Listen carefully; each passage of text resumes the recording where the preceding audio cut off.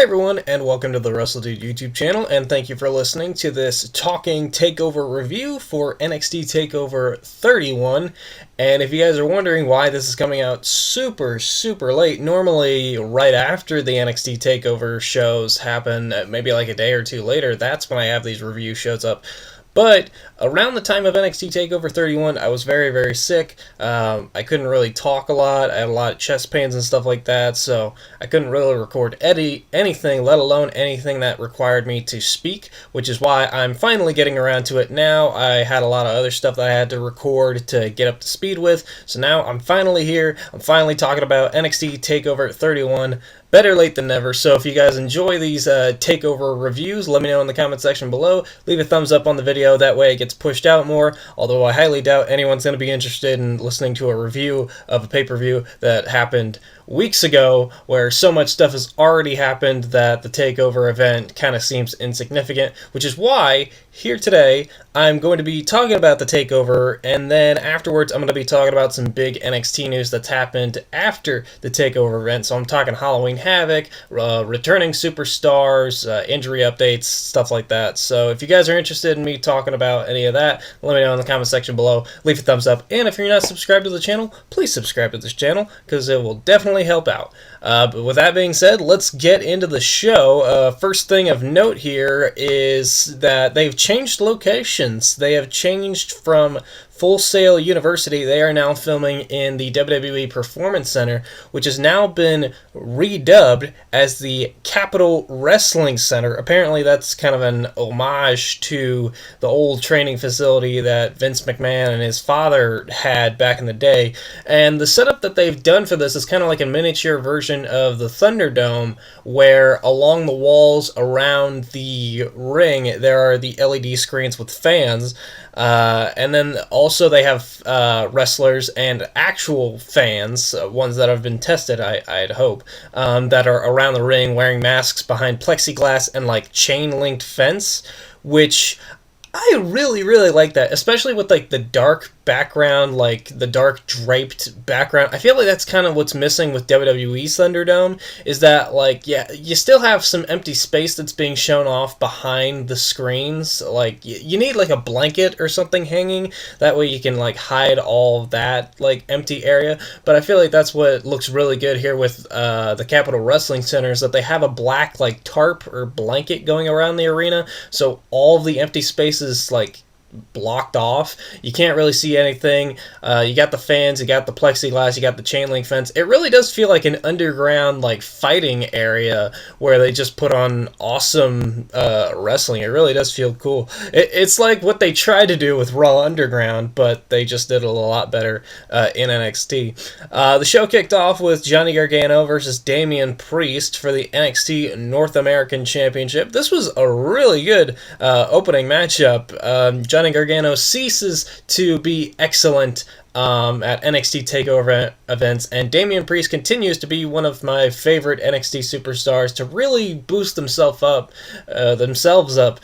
in recent weeks, especially ever since NXT TakeOver In Your House with Finn Balor. That is definitely going to be one of my top 10 matches of the year, which I will probably do this year once I figure out if there's going to be another TakeOver event. Usually there's one more before the end of the year, so I'll have to wait on that to see.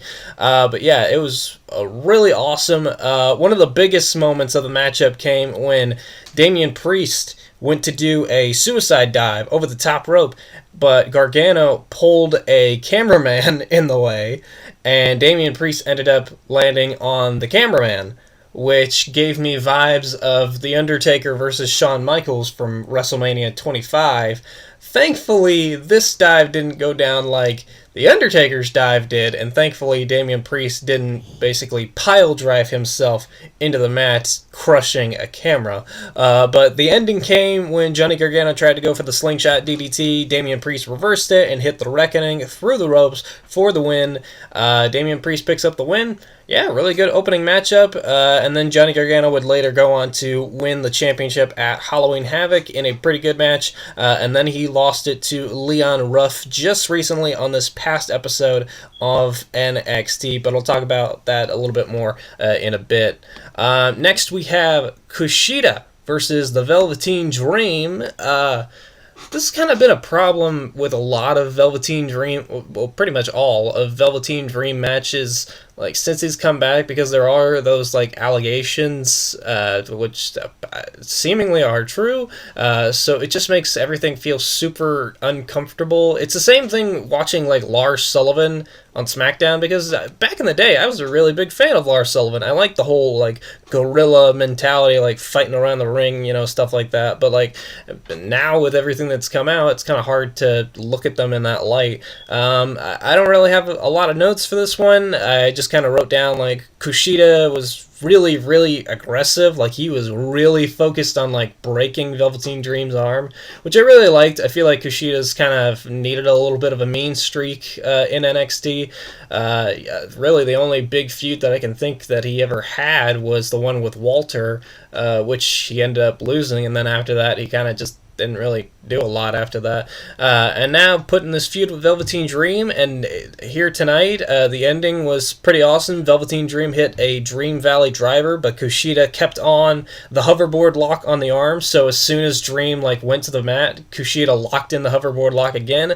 Velveteen Dream tapped out, and then Kushida won the match. So yeah, not only is Kushida was he in this feud with Velveteen Dream, he won, which hopefully elevates him even more, and hopefully we can get him in a North American title or an NXT Championship match, because I would love to see Kushida versus Finn Balor for the NXT Championship, or Kushida battling, I guess now it would be Leon Ruff for the North American Championship. I don't know. I just feel like that would be a nice change of pace for Kushida.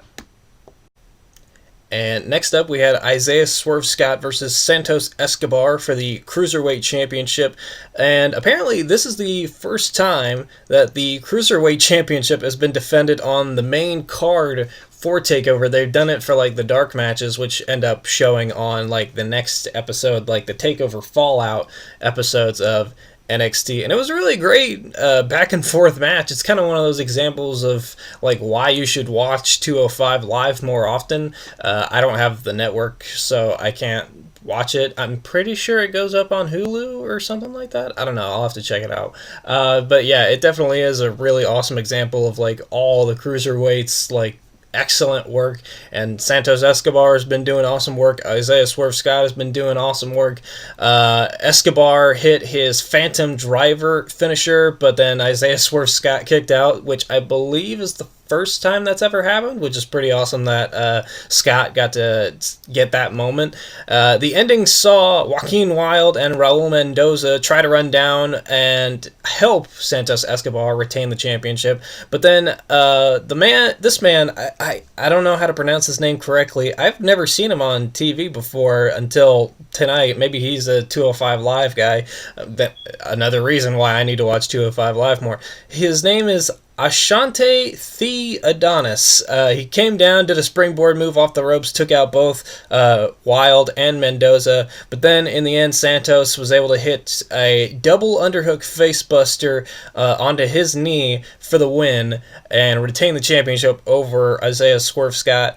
And recently on NXT TV, they've kind of been keeping that rivalry going and also including Jake Atlas into the rivalry, so it definitely feels like things are heating up in the Cruiserweight division. I would definitely suspect that we are going to get some sort of six-man tag with that feud heading forward, but I'm excited to see where the Cruiserweight Championship goes. I feel like it's doing really, really good ever since it left kind of WWE main roster and went to being included in NXT. And then you've got Jordan Devlin over in the UK. He is the actual Cruiserweight champion, so at some point we'll probably get Escobar versus Jordan Devlin to crown the actual Cruiserweight champion whenever the world goes back to some sort of normalcy.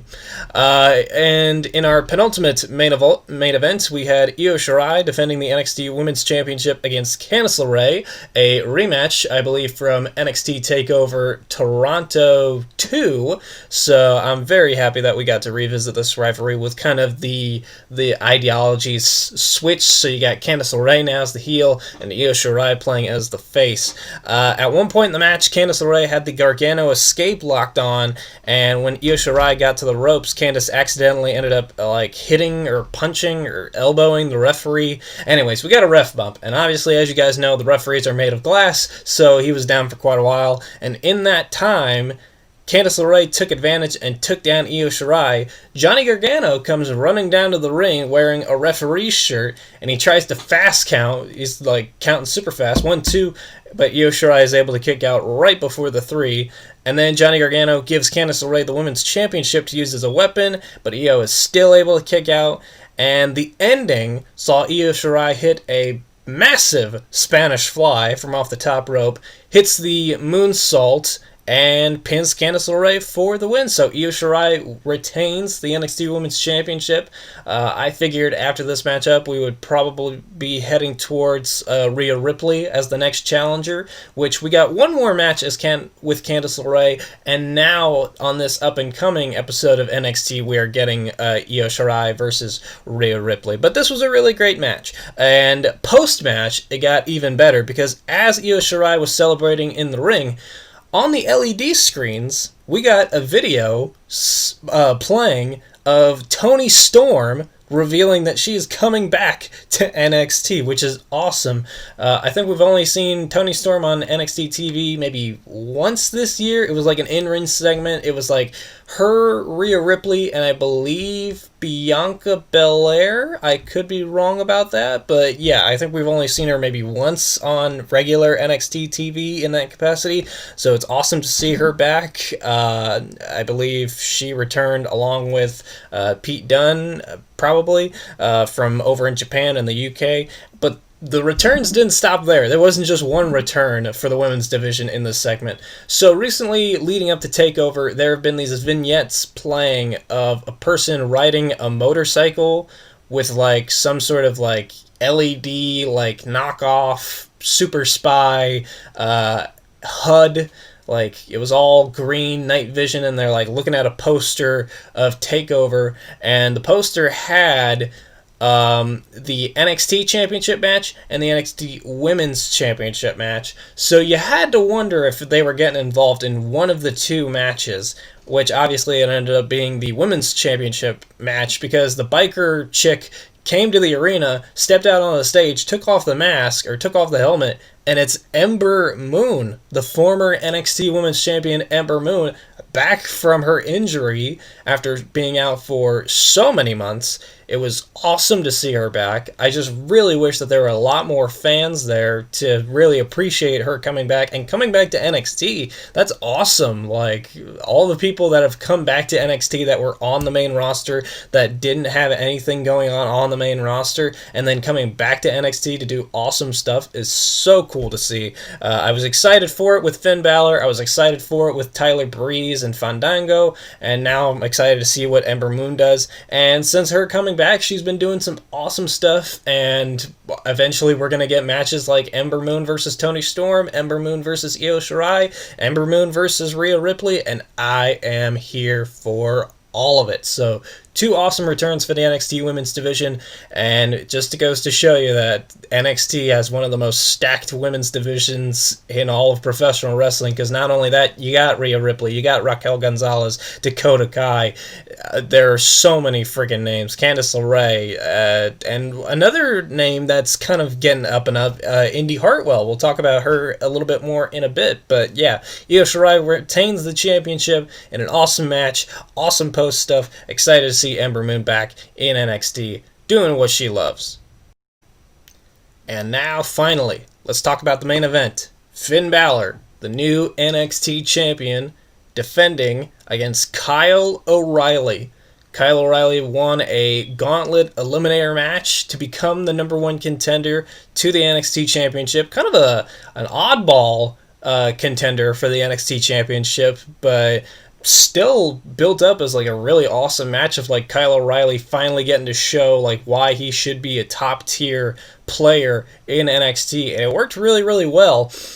This match was so freaking... It's literally, most of my notes here are, this match is so freaking stiff, meaning these punches and these kicks look like they are hitting hard, and it reminds me of one of my favorite NXT TakeOver matches, like, of all time, and that is Aleister Black versus Hideo Itami, the now Kenta, where they struck each other super freaking hard, but it was like that times 10. Like, these guys hit a lot of brutal strikes and a lot of brutal kicks, some of which landed a little bit too well. Pretty early on in the matchup, Finn Balor hit a kick which legit knocked out Kyle O'Reilly for a bit, but thankfully the match went on. Maybe not thankful, though, for Finn Balor, because the match was seemingly cut short when Balor apparently had a broken jaw, a legit broken jaw, in 2 places, and Kyle O'Reilly apparently had some injured ribs after, like, a knee to the gut by Finn Balor. So the perfect way to end the matchup was Finn Balor hitting a coup de grace onto Kyle O'Reilly, onto the ribs, which definitely did not help. But yeah, Finn Balor wins the matchup with a coup de grace, retains the NXT Championship, and then after the matchup, Finn Balor and Kyle O'Reilly shake hands, but then Ridge Holland shows up at ringside, and he's just carrying Adam Cole's lifeless body. Well, it is lifeless, but he's knocked out. He's carrying Adam Cole's body and just dumps it over the ringside barricade. And then obviously the rest of Undisputed Era run out to ringside. They're yelling at Ridge Holland as he runs away.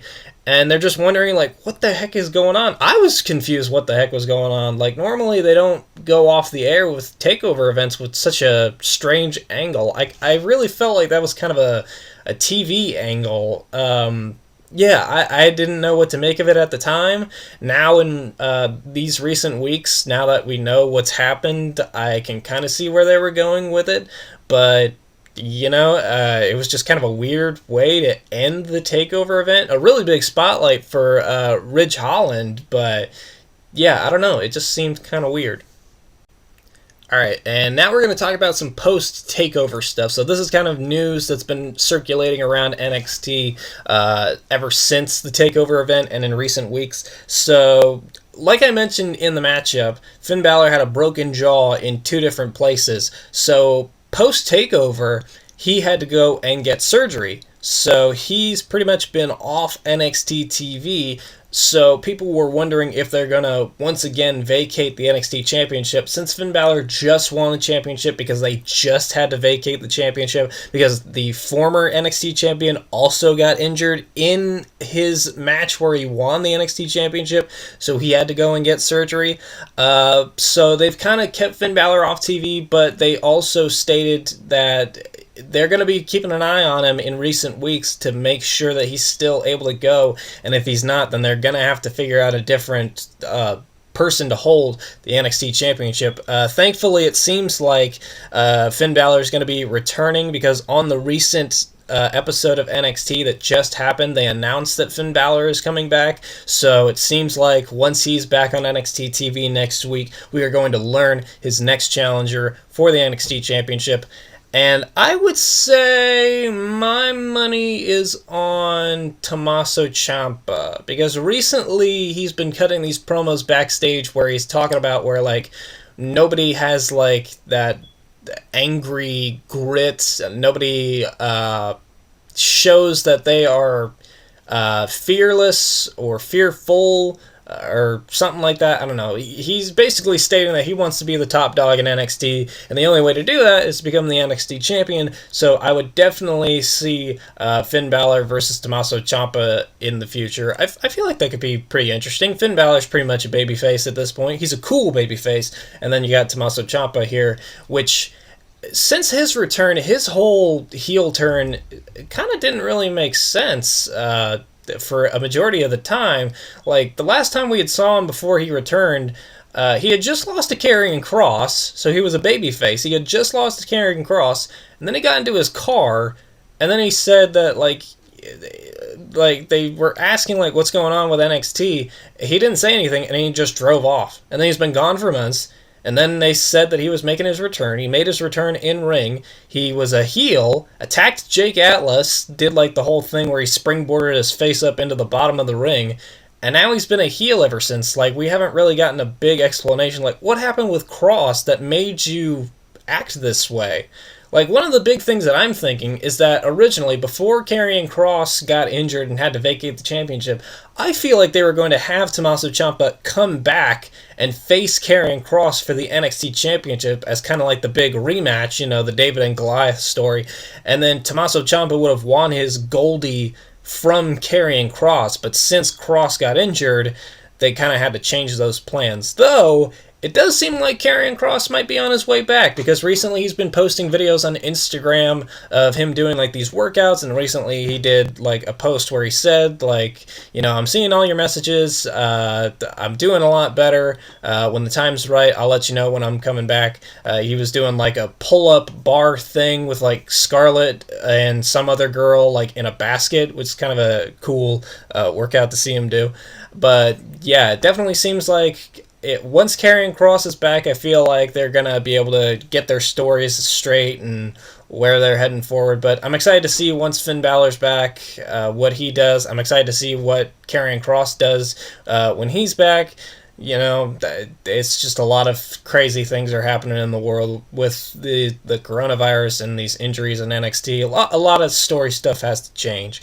But one story that definitely had a big change was the story with Ridge Holland, because post-Takeover, there was an angle where Ridge Holland was facing, I believe, Danny Burch, and then Ridge Holland is beating him up. Oney Lorcan comes down to make the save, and Oney Lorcan does like a big dive over the top rope, and Ridge Holland catches him, but as he catches him, he like falls back and completely blows out his knee.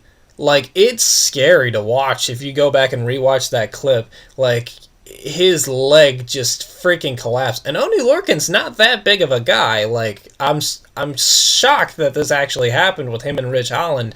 But his leg just gives out, and it is brutal to watch. So Ridge Holland is now out with an injury. Though when they were stretching him out, he gave the big thumbs up, so he's okay, but he's definitely going to be out with injury for quite a while, especially with a leg injury like that.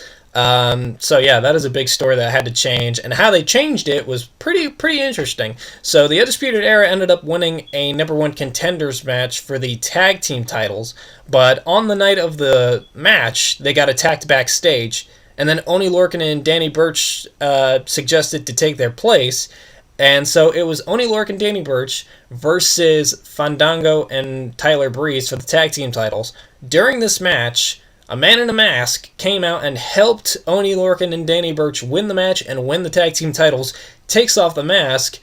It's freaking Pat McAfee, a man we haven't seen since NXT TakeOver with Adam Cole in his awesome match. He is now back. He is now part of a stable with Oney Lorcan and Danny Burch. And then, in next week's episode, I believe, Pete Dunne returned.